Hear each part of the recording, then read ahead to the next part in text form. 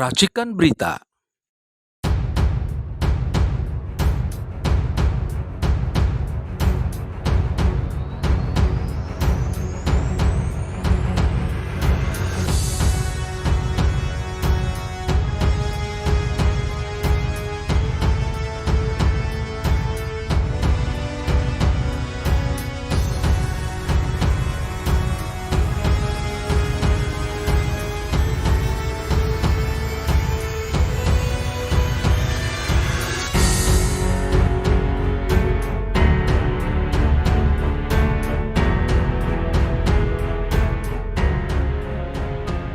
Tagline ini saya yang bikin karena Refli Harun kan jago bikin akronim, itu namanya akronim. Awalnya saya bikin Oke Ganti, O itu orasi, K itu kebangsaan, Ganti itu Gatot Nurmantio, dan tokoh Indonesia. Oke Ganti itu di undangan. Tapi kemudian yang terjadi adalah, waduh, kalau cuma Oke Ganti nggak keren. Saya bilang Oke Ganti baru. Nah, baru itu apa? Pembaharu. Jadi orasi kebangsaan, Gatot Nurmantio, dan tokoh Indonesia pembaharu. Mantap. Itu yang namanya Oke Ganti baru.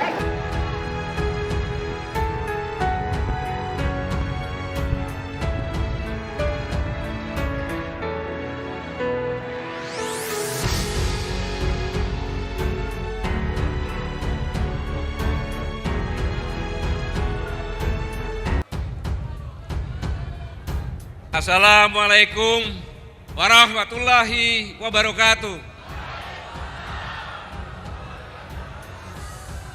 Bismillahirrahmanirrahim. Alhamdulillah wa syukurillah. Wala haula wala quwata illa billahil azim. Allahumma shalli ala sayyidina Muhammad wa ala ali sayyidina Muhammad. Saudara-saudaraku sekalian, saya mengajak kita bersyukur kehadirat Allah Subhanahu wa Ta'ala, Tuhan Yang Maha Esa, bahwa Allah lah yang menggerakkan hati kita sehingga kita berangkat dari rumah ke sini, dan Allah pula yang melindungi kita sehingga kita bisa sampai di sini, dan atas ridho Allah Subhanahu wa Ta'ala pula kita bisa bersiraturahim di sini. Semoga apa yang kita lakukan di sini sebagai iman dan takwa kepada Allah Subhanahu wa Ta'ala, Tuhan Yang Maha Esa. Kalaulah tidak karena tinta, tak akanlah bisa menulis puisi. Kalaulah tidak karena cinta, tak akanlah hadir kita semua di tempat ini. Kita semuanya yang di sini tentu sebagai manusia yang sangat-sangat mencintai negara kesatuan Republik Indonesia yang luar biasa ini. Riuhnya temperamen perpolitikan menjelang Pilpres 2024 yang dikatakan tadi, ini semakin hari semakin nampak tidak terkontrol.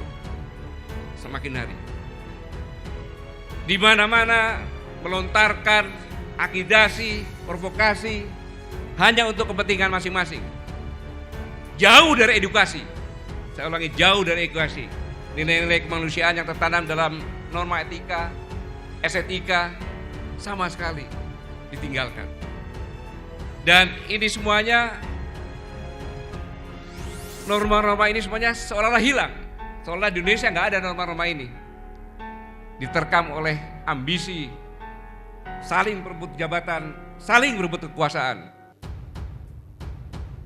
Dan saya yakin kita semua yang di sini tidak menyangka di luar ekspektasi kita bahwa suasana perebutan kekuasaan yang menguakkan ini dalam pikiran kita, karena tidak pernah terjadi seperti ini.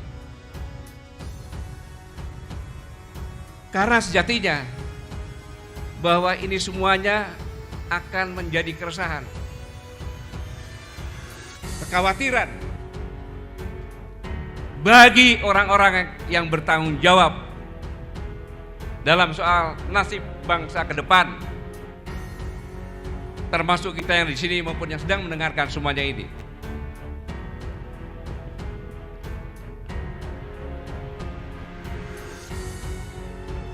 Karena setiap hari kita disuguhi sebuah sinetron.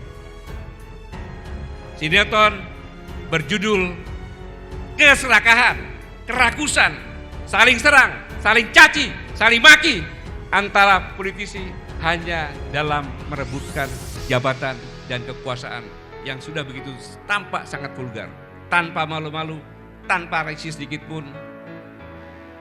Sebenarnya mereka juga tidak sadar atau benar-benar sadar bahwa ini akan ditanggung oleh nasib bangsa dan negara ke depan.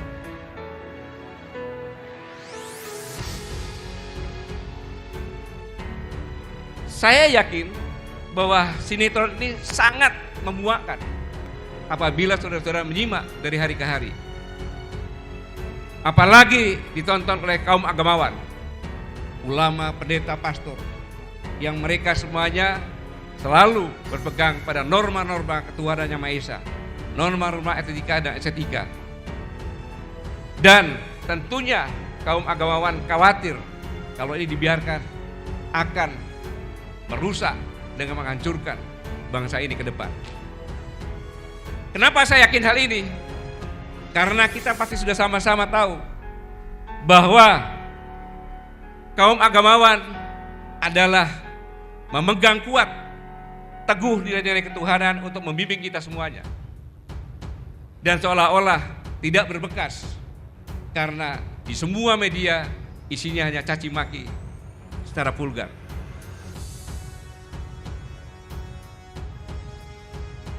Pertanyaannya adalah, apakah para agamawan bisa nyaman hidup di negeri ini yang kondisinya seperti ini? Tentu mereka semuanya merasa gerah. Dan yang lebih lagi, mereka pasti berpikir, apa yang harus saya lakukan untuk menyelamatkan bangsa ini? Untuk menyelamatkan rakyat ini. Bahkan semuanya melihat para elit politik sibuk mengurus masalah koalisi. Sementara di sisi lain tidak terlihat tentang kerja nyata yang real dalam menjawab persoalan kemiskinan yang setiap hari selalu digeluti oleh rakyat pada umumnya. Mereka tidak berpikir itu. Dan kaum intelektual pun pasti sama. Mereka khawatir karena mereka punya pengetahuan. Mereka bisa memprediksi ke depan apabila ini terus terjadi. Dan saya yakin mereka pun berpikir bagaimana jalan keluar yang baik demi menyelamatkan bangsa ini. Pemikiran-pemikiran politikus provokatif pasti akan minta persatuan dan kesatuan.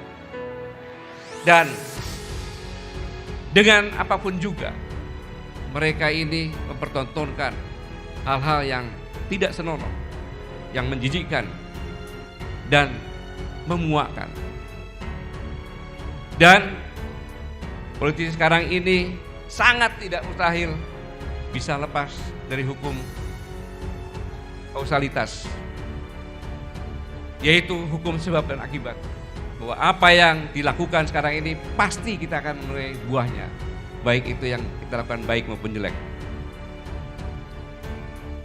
Seperti yang tersirat dalam surat di Al-Quran 99 ayat 78, maka barang siapa yang berbuat amal kebajikan walaupun sebesar atom, sangat kecil sekali, pasti nanti akan dilihatnya.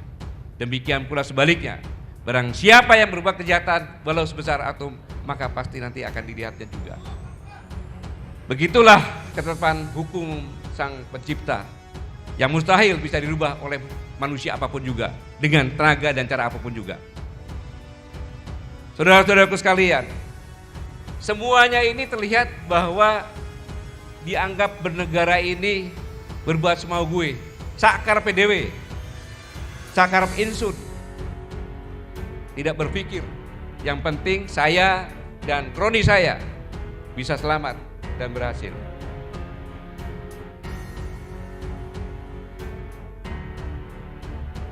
Tetapi yang lebih menyedihkan lagi, saudara-saudara sekalian, bahwa apa yang dipertontonkan para politisi ini tentunya akan dilihat oleh generasi muda milenial mereka yang perlu pengetahuan dan pendidikan. Bagaimana mereka melihat ini semuanya? Adakah yang berbentuk edukasi? Sama sekali tidak ada. Sama sekali tidak ada. Inilah yang membuat yang dikatakan Pak Ubed tadi, Dr. Ubed, bahwa generasi muda milenial apatis.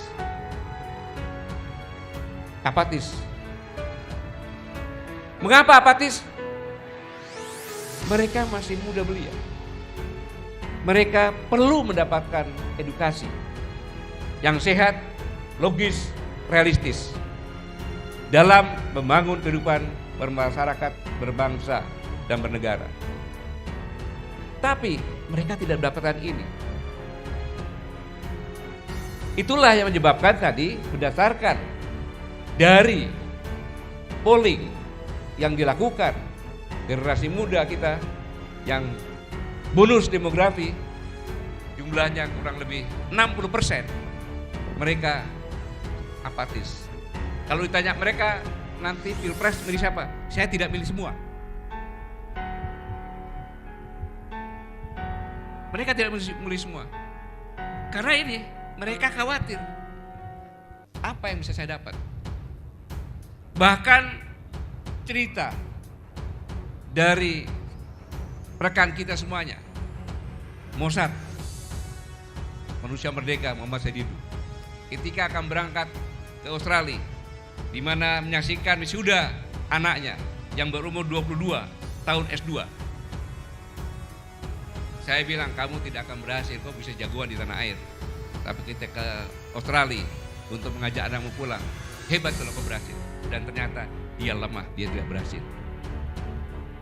Hanya karena pernyataan anaknya saja. Apakah kalau saya pulang ke Indonesia, saya bisa berkarir dan karir saya dihargai dan saya bisa bersaing dengan kemampuan profesionalisme yang saya ketekuni? Bapaknya tidak bisa menjawab. Dan akhirnya dia pulang sendiri ke sini. Dan ini bukan hanya satu, banyak. Mungkin dari sini semua yang punya anak susah dibawa pulang ke tanah air. Mengapa demikian? Saya katakan ini sangat berbahaya, saudara-saudara. Karena demokrasi harus berafiliasi dengan sosiologi atau dengan mayoritas. Saya tidak primordial loh ya, saya tidak primordial. Tetapi ini adalah kesepakatan kita. Bahwa kita adalah negara demokrasi. Kalau 60%, taruhlah setengahnya, berarti 30% tidak memilih. Maka yang siapapun yang jadi presiden, dia tidak memiliki legalitas. Maka demokrasi itu berafiliasi dengan mayoritas. Maka pemilihan presiden, gubernur, bupati semuanya 50+1 jadi mayoritas. Sama juga, banyak orang bertanya, Pak, nanti ada yang dikriminalisasi supaya tidak maju. Di sini saya ingatkan, saya yakin orang yang paham tentang politik tidak berani. Mengapa? Karena kalau yang maju hanya dari rejim, Menteri Pertahanan dan Gubernur Jawa Tengah, berarti kaum oposisi itu tidak terwakili. Sangat berbahaya. Ini sangat berbahaya. Saya bicara bukan saya kampanye, saya bicara ini adalah teori. Ini adalah sebuah teori. Kita akan mengalami hal yang sulit. Karena demokrasi dimanapun di dunia, pasti antara rejim yang mengendalikan demokrasi itu bermasalah. Besar kecilnya tergantung disiplin atau tidak berdemokrasi. Apabila yang mengendalikan demokrasi tidak disiplin, goyangan makin keras dari rakyat. Itulah oposisi sebagai pengontrol. Semakin demokrasi dikriminalisasi, semakin besar lagi oposisinya. Itu hukum, itu teori. Jadi tidak usah bicarakan. Saya yakin elit-elit politik tidak berani melakukan ini karena akan bermasalah terus dalam sepanjang perjalanan bangsa ini. Karena tidak mungkin yang kecil mengkooptasi yang besar. Itu akan melanggar hukum energi dan demokrasi.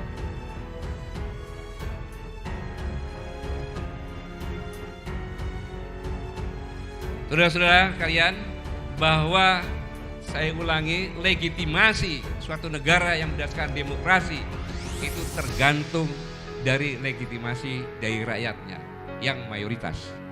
Itu kunci. Kalau yang menang yang tidak mayoritas sangat berbahaya. Demokrasi tidak akan berjalan. Pasti sibuk dengan kekacauan-kekacauan yang ada. Karena sekecil apapun program yang dilakukan oleh pemerintah sebagai pendiri demokrasi ini harus mendapat legalitas dari mayoritas. Tanpa itu tidak akan jalan. Kita bisa melihat program-program IKN, kereta cepat, berat karena legalitasnya tidak ada. Oleh karena itu maka kedaulatan rakyat itu amat sangat penting. Saya ulangi, kedaulatan rakyat amat sangat penting.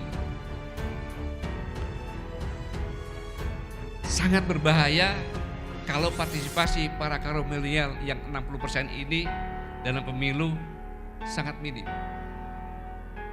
Berarti legalitas siapapun yang menang tidak akan kuat.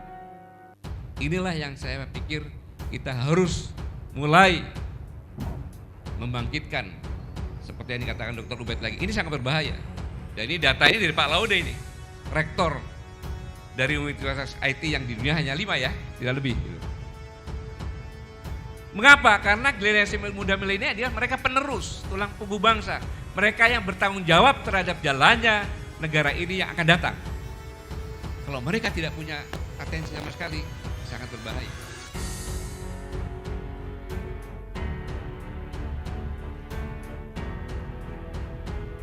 Hadirin sekalian,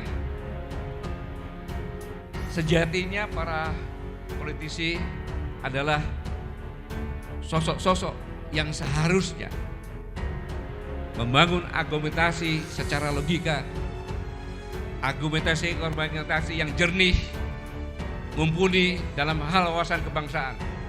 Seorang politisi yang sejati, dia tidak boleh membunuh lawan argumentasinya. Dia memberikan jalan untuk sama-sama berargumentasi. Sehingga apa yang disampaikan ini menjadi nuansa pendidikan bagi generasi-generasi muda. Seharusnya demikian. Sehingga mereka pun punya tugas untuk membangun kesadaran kehidupan berbangsa dan bernegara.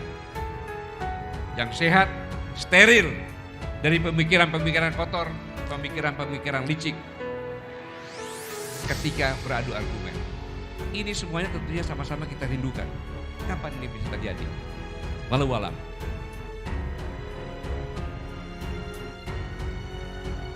Saudara-saudara sekalian, sebagai politisi papan atas akan sangat tidak pantas dirinya kalau mengeluarkan kata-kata nyinyir, kata-kata kotor, kata-kata yang vulgar, menyerang secara personal terhadap lawan-lawan politiknya. Ini tidak etis. Ini yang selama ini kita saksikan. Harusnya yang seperti saya katakan tadi, membuat semuanya tenang. Sehingga kaum agamawan, intelektual, kaum ibu-ibu tenang melihatnya. Mereka menjunjung tinggi norma-norma etika dan estetika yang ini sangat langka. Saudara-saudara sekalian, inilah gambaran tentang perpolitikan yang terjadi sekarang. Yang kita semuanya, saya sadarkan bahwa menuduh anak-anak muda senang berhura-hura. Ingat, mereka punya akal dan rasa. Mereka mengerti keadaan sekarang ini. Tetapi mereka menjadi apatis karena mereka tidak melihat hal yang positif. Inilah yang harus sama-sama kita harus bekerja keras untuk merubah semuanya ini. Saudara-saudara sekalian, dalam kondisi yang terkini ini kita melihat bahwa manusia tercipta dari bahan yang sama. Karena itu kita memiliki dasar yang sama. Tiap-tiap diri pasti berharap kita hidup dengan aman, tentram, damai, sejahtera.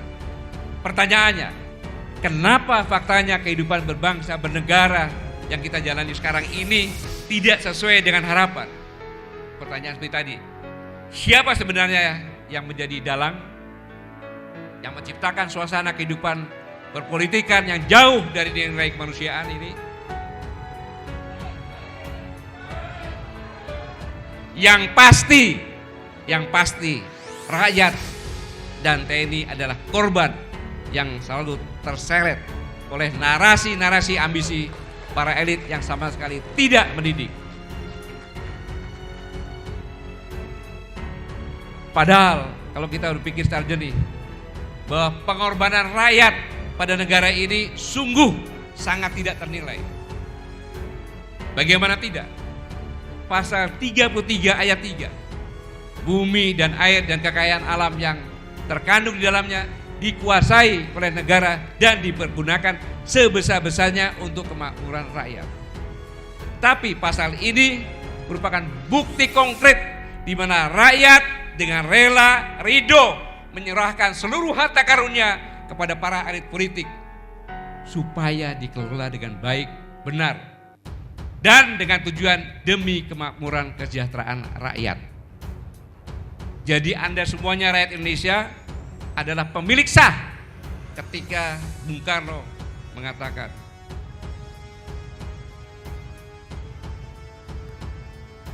proklamasi, dengan ini kami bangsa Indonesia, berarti rakyat semuanya.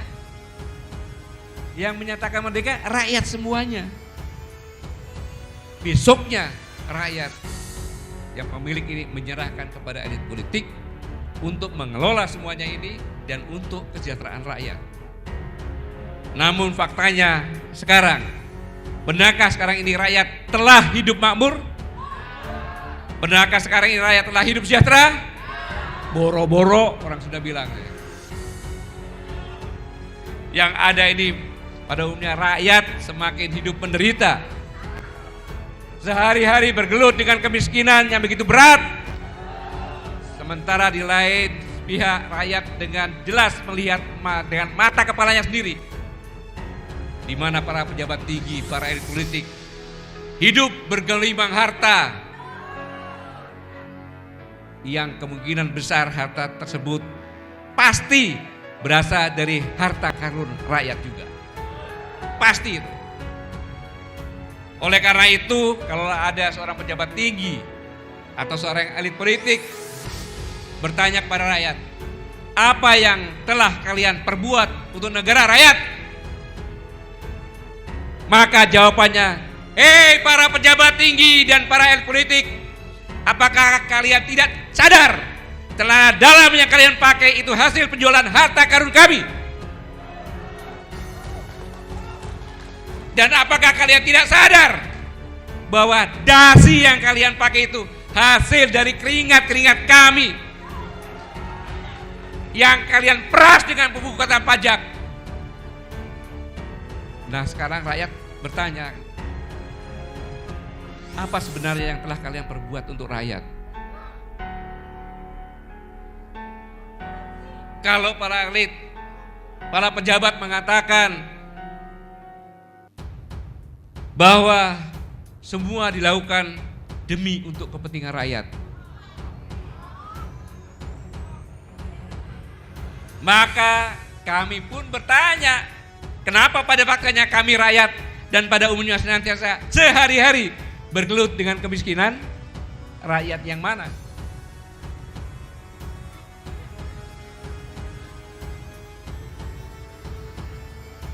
Para elit politik, para pejabat, kalaulah kalian mengatakan kami sudah memberi rakyat BLT dan bansos,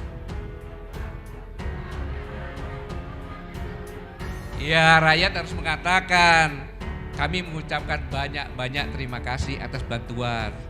Namun demikian, untuk kalian ketahui bahwa sebenarnya yang rakyat butuhkan bukan itu. Betul? Bukan bantuan bersifat eksidentil. Tapi yang rakyat butuhkan itu adalah sesuatu kebijakan yang secara sistematis dan otomatis bisa meringankan beban rakyat dalam mengakses apa-apa yang menjadi kebutuhan hidupnya sehari-hari. Bukan bansos. Tapi sistem yang bergerak di mana meringankan apa yang dibutuhkan rakyat ada. Bukan kondisi yang sekarang ini ketika rekan-rekan kita Pak Anton, Pak Sahga dan Nenggola, Pak Jumur di penjara. Mereka mengatakan kepada saya, jangan kasihani kami. Ini tuh masih hidup tuh orangnya. Jangan kasihani kami katanya. Ini mengatakan mereka bertiga. Tapi kasihanilah rakyat kita yang di penjara. Hah? Di penjara maksudnya? Iya, mereka bebas di luar, tapi mereka tidak bisa mencari makan. Tidak bisa apa-apa. Lebih sedih mereka daripada kami di penjara. Tepuk tangan untuk mereka bertiga.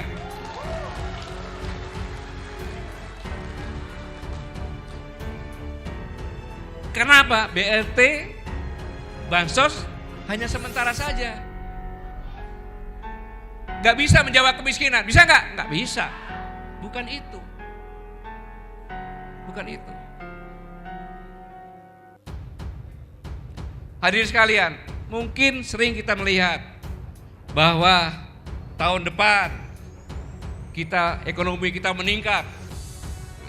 Kita sudah 5 besar. Jadi kita tidak di G20 lagi. Mungkin dibuat G5. Rakyat bilang, apa itu? Kamu aja ngomong seperti itu.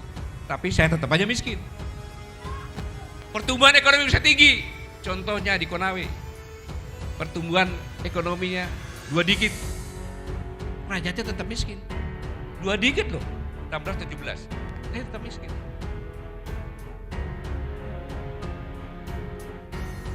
Kadang-kadang mengatakan bahwa nilai kemiskinan sudah tinggal sedikit, sudah berkurang. Itu kata BPS, tapi yang kami lihat, kami rasakan sendiri tidak berubah. Bahkan teman kami banyak yang tambah miskin lagi. Inflasi apa? Pendapatan dengan harga beli tidak seimbang. Kita nggak bisa beli. Itu inflasi yang benar. Jadi memang jangan menganggap bahwa rakyat itu tidak tahu apa-apa. Rakyat itu punya akal dan punya rasa. Dia punya antena yang katakan rasa itu yang sangat canggih. Dia bisa mengetahui. Bayangkan, saya meneliti di Indomaret saya. Sekarang ini diteliti rakyat membeli di Indomaret itu sudah tinggal 20.000 per hari. Maka di Indomaret, Alfamart banyak yang sasetan kan? Sasetan. Saya meneliti itu karena yang mudah diliti.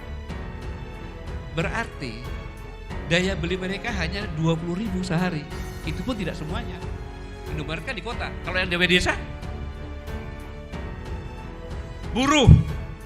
Ketika seorang buruh pulang mendapat gaji, seharusnya dia gembira.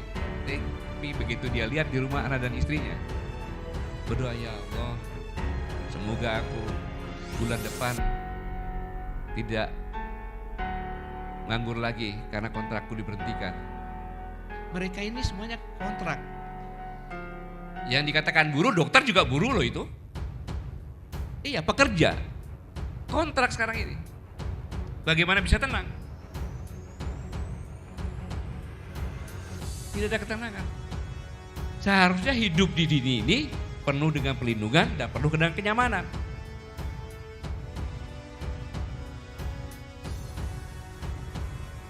Dan kondisi rakyat sekarang mereka sendirian. Mereka harusnya mengeluh kepada wakil-wakil rakyat. DPR. Tapi DPR sekarang menjadi tuan-tuan rakyat. Rakyat sendiri. Mau kemana DPR kita? Dalam kesendirian ini, dia berpikir ada TNI yang bisa melindungi saya karena saya adalah saudara kandung TNI.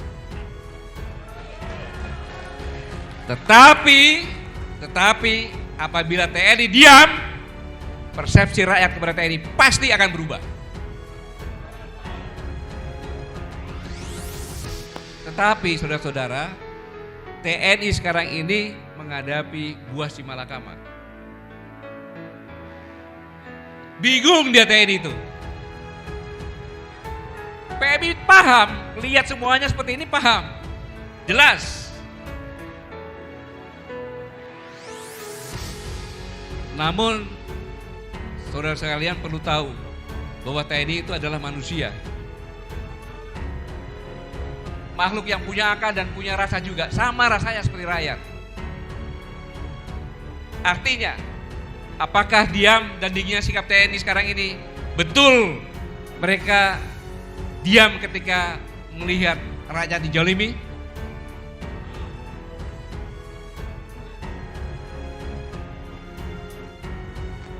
Tidak. TNI merasakan itu juga secara perasaan. Pasti. Apalagi kondisi nilai-nilai etika manusia tidak dijunjung. TNI punya rasa. Pasti. Tapi TNI pun dibatasi oleh aturan-aturan.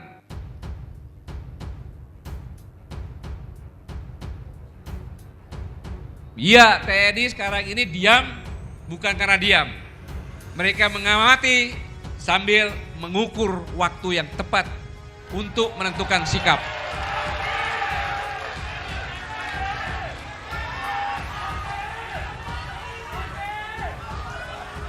Saudara-saudara, ini saya yakin benar karena TNI begitu pulang dia ketemu sama rakyat, istrinya rakyat, anaknya rakyat.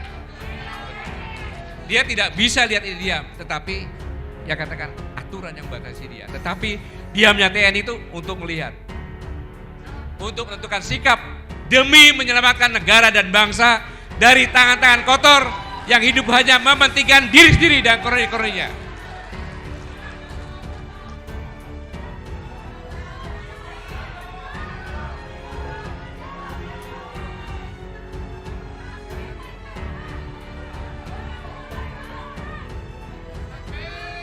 Saudara-saudara sekalian, sama juga semuanya kita paham bahwa negara kita adalah negara yang berketuhanan. Di luar negeri semuanya tahu itu. Di butir-butir Pancasila pun ada. Dalam hal seperti ini, dalam politik sekarang ini, nilai-nilai religi akan terdegradasi, akan hilang religi. Dan inilah tugas para agamawan yang sangat berat. Mengapa demikian? Karena demokrasi sebenarnya dari rakyat untuk rakyat dan oleh rakyat. Tetapi slogan ini sudah tidak berlaku di sini. Demokrasi dari saya untuk anak saya untuk cucu saya. Sehingga nilai-nilai religi, etika demokrasi sudah terkubur dalam-dalam.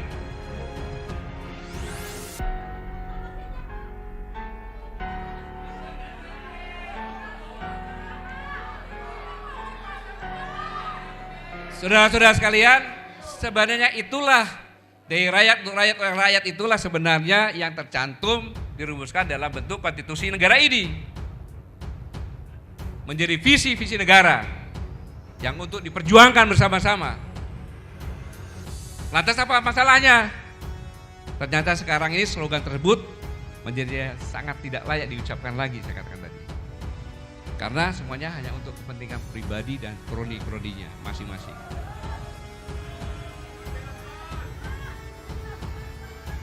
Dan ingat bahwa yang dikatakan demokrasi itu sudah mengamanatkan pada negara yang saya katakan ini rakyat itu sudah diamanatkan pada negara menjadi tupoksi presiden. Bahwa negara berkewajiban untuk melindungi segenap tumpah darah warganya. Undang-undang itu. Yang mana amanat tersebut merupakan keseriusan demokrasi dalam menjaga marwahnya. Lantas apa yang menjadi masalah? Ternyata sekarang ini yang menjadi masalahnya adalah nyaris terlihat muak ketika diucapkan para elit tentang masalah demokrasi. Karena kehidupan sekarang ini penuh dihiasi polemik, bahkan konflik yang kita sama-sama lihat dengan narasi-narasi provokatif dan lain sebagainya. Sehingga tupoksi presiden dan kenyataan tugas yang diembankan tanggung jawab Presiden dengan kenyataan yang ada sangat paradoks dan bertentangan. Lantas apakah rakyat dan TNI yang jadi korban akan tetap nonton dan berpangku tangan? Ingat, NKRI adalah negara kesepakatan yang tadi, bangsa tadi. Keterlibatan rakyat dan TNI dalam cerita pendirian negara ini menduduki garis terdepan. Saya ulangi, rakyat dan TNI dalam menduduki strata adalah paling depan dalam mendirikan negara ini. Karena negara ini diperjuangkan dengan cerita darah dan nyawa dari rakyat yang berjuang. Dan TNI diambil dari rakyat-rakyat yang berjuang tersebut. Itu yang saya maksud.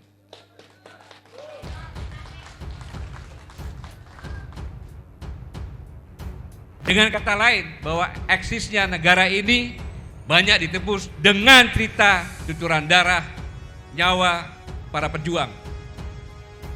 Seperti Tut Nyadin, kemudian Singa Mangaraja, Tuanku Imam Bonjol, Pangeran Diponegoro, Sultan Hasanuddin, sampai dengan Kapiten Patimura dan pahlawan lainnya.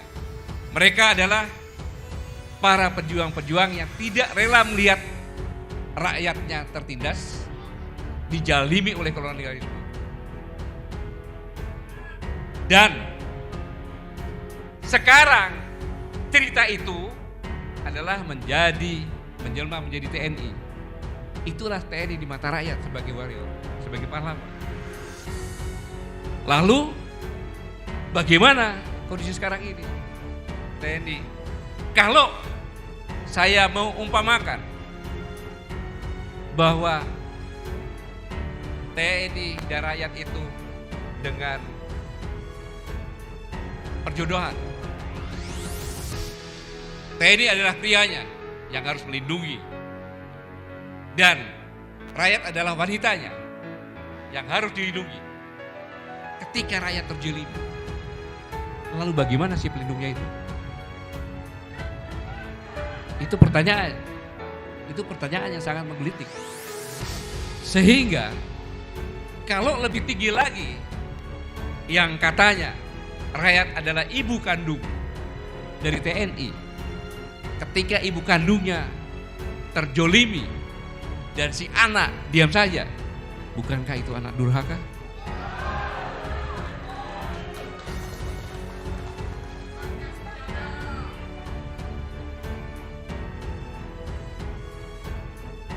Saya mengingatkan saja bahwa TNI dan rakyat pada umumnya tadi sudah menyerahkan semuanya.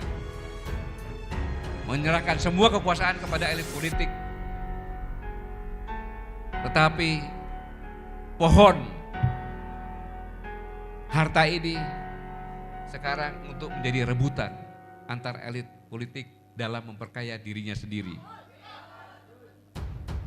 Sementara TNI dan rakyat yang menjadi garda terdepan dalam memperjuangkan negeri ini, nasibnya terkatung-katung, laksanakan majikan yang semua hartanya habis dirampok maling. Orang yang paling sial adalah orang yang tidak punya peluang. Orang yang baik adalah orang yang punya peluang dan bisa memanfaatkan. Tapi orang yang bodoh, orang yang punya peluang tidak bisa memanfaatkan. Orang yang hebat adalah orang yang bisa menciptakan peluang dan peluang itu dia manfaatkan. Nah, kita semuanya harus menjadi orang yang begitu kena musibah ini kita switch menjadi peluang dan kita manfaatkan. Itu namanya orang luar biasa. Nah, dalam konteks seperti ini kita jangan menyerah. Maka sekarang inilah waktunya tonggak kepandunggalan TNI dan rakyat harus dikembalikan lagi. Bukan kepandunggalan yang bersifat semu, tapi kepandunggalan yang benar-benar solid, seperti menyatunya gula dan manisnya. Apa yang menjadi aspirasi rakyat itu juga menjadi aspirasi TNI. Apapun yang tidak disukai rakyat, terkait kebijakan pemerintah juga, maka itu adalah hal yang mesti menjadi tanggung jawab TNI untuk memperjuangkan penolakannya. Ya, TNI dan rakyat gak bisa dipisahkan, dari sejarahnya memang seperti itu. Karena memang TNI tumbuh dari rakyat, rakyat yang berjuang. Kalaulah kita berlutut pada fakta sejarah, bahwa berdirinya negara ini adalah merupakan hasil perjuangan para pahlawan-pahlawan yang tidak rela rakyatnya dijolimi oleh kolonial, di mana para pejuang sekarang menyembah menjadi militer atau ABRI. Negara tanpa TNI maka nasibnya pasti seperti raja tanpa laskar. Jangan tinggalkan TNI. Dengan demikian artinya keberadaan TNI dalam kehidupan berbangsa, bernegara memiliki peran penting. Bukannya sebagai penjaga kedaulatan negara, tetapi lebih dari itu, TNI memiliki tanggung jawab juga untuk memperkuat kedaulatan rakyat. Artinya TNI harus menjadi garda terdepan dalam membela dan memperjuangkan aspirasi rakyat yang senantiasa menuntut tentang keadilan sosial, keadilan ekonomi, keadilan hukum, dan pemerataan kesejahteraan. TNI harus menjadi garda terdepan dalam memperjuangkan hak-hak rakyat, hak-hak berserikat, hak-hak berpendapat. TNI harus menjadi garda terdepan dalam menghalau semua penindasan, kejaliman yang dilakukan oleh siapapun sekalipun penguasa. Pada prinsipnya, TNI persis sama dengan apa yang menjadi prinsip agamawan. Sama. Agamawan dengan berbagai ragam paham memiliki prinsip yang sama, yaitu tidak akan pernah berkompromi dengan semua bentuk perilaku penindasan dan kejaliman. Bahkan secara bahasa agamanya bahwa semua peragaman akan sangat mengharamkan pada semua bentuk perilaku yang berbau kriminalitas, intimidasi, ketidakadilan, penindasan yang bersifat kejaliman. Oleh karena itu sudah pasti akan sangat ironis sekali kalau ada tokoh agamawan yang malah mendukung dan atau membiarkan perilaku-perilaku kejaliman. Dan yang pasti akhirnya nanti terlihat abu-abu itu agama. Bahkan akhirnya pasti citra para tokoh agama akan menjadi pudar, laksana harumnya bunga yang berbaur dengan baunya bangkai babi.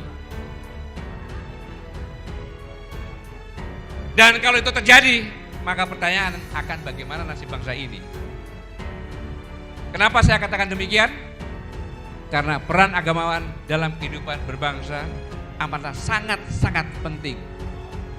Oleh karena itu, intinya, sejatinya TNI dan para agamawan harus bersatu padu menjadi oposisi terdepan dalam menghadapi perilaku-perilaku penindasan kejoliman.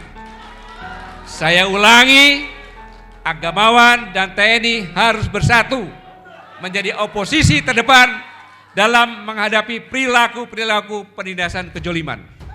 Tidak ada yang lain. Namun saudara-saudara, kalau kita lihat sekarang keberadaan TNI saat ini sangat jauh beda dengan pada masa perjuangan dulu. Dulu TNI menjadi suatu yang sangat dielu-elu, bahkan dipandang layak sebuah barang yang amat sangat berharga. Betul? Sementara kalau kita lihat fakta hari ini, kasihan. TNI seperti dimarginalkan, dikebiri, atau seperti dikerdilkan. Kemanunggalan TNI sama sekali tidak terlihat. Karena yang nampak TNI seperti sudah lumpuh, bahkan malah menjadi alat bagi rejim untuk menteror, mengintimidasi, atau menakut-nakuti rakyat demi meraih apa yang menjadi ambisinya. Padahal semestinya dimanapun dan kapanpun TNI sejatinya harus tetap eksis dalam menghalau atau menolak semua bentuk penindasan kejaliman yang dilakukan siapapun juga, oleh penguasa juga yang bersikap kewenang-wenangan. Ya, TNI harus mampu mengedukasi rakyat bagaimana yang benar dalam membangun hidup berbangsa dan bernegara. Sesuai sistem demokrasi yang sama-sama telah kita sepakati bersama. Pola edukasi TNI harus benar-benar elegan, logis, realistis, sehingga bisa diterima setiap kalangan dan bahkan layak diadopsi oleh lembaga akademisi dimanapun berada. Karena itu, peran TNI bukan hanya sebagai penjaga kedaulatan negara, tapi lebih dari itu TNI harus bisa mendorong semua elemen dan atau semua lembaga negara untuk menciptakan ekonomi yang berkeadilan, penegakan hukum yang berkeadilan, dan pemerataan kesejahteraan. Itu yang harus dilakukan TNI. Namun demikian perlu diketahui oleh semua lapisan masyarakat bahwa TNI harus tetap setia, taat, dan patuh pada pimpinan, termasuk kepada presiden. Yang konsentrasi, yang konsisten dalam melaksanakan visi misi negara yang sudah terkandung dalam konstitusi.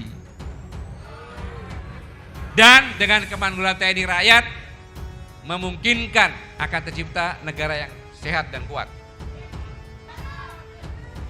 Bumi Nusantara, surga indah di Katulistiwa. Sumber daya alamnya melimpah ruah. Demi masa depan bangsa dan negara kita. Mari bersama maju bersatu, tak ada kata menyerah.